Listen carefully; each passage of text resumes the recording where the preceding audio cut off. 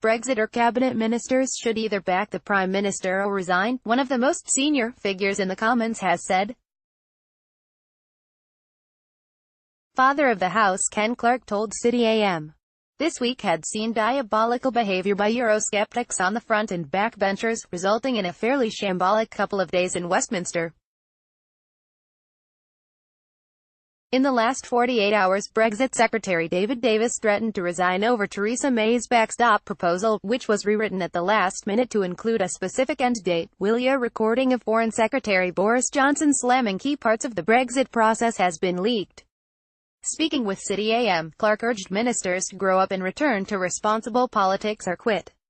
We need compromise. We desperately, urgently need a clear negotiating position. If members of the government don't agree with it, they will have to resign.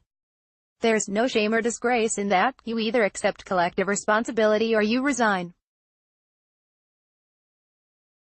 You don't go through the motions of agreeing to government policy and then brief against it to the press.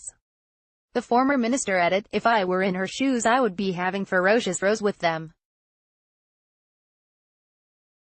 She makes far too many concessions to this noisy minority in the government and on the backbenches.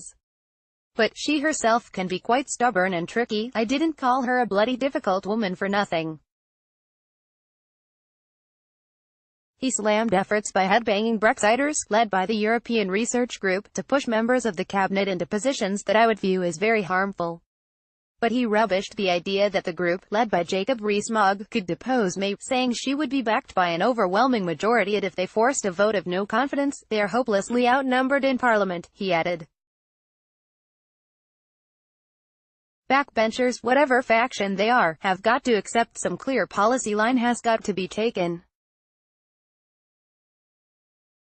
Clarke said the failure to secure any agreement within Westminster meant any hope of securing heads of terms by October was now scuppered.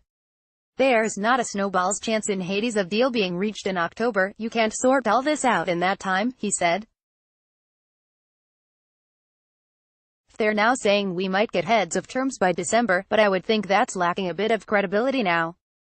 He called for transition to be used as a standstill period until we have grown-up people who can carry out a proper international negotiation or in place. Instead, the Prime Minister is having to deal with a completely crazy situation in our party, the like of which we've never seen before.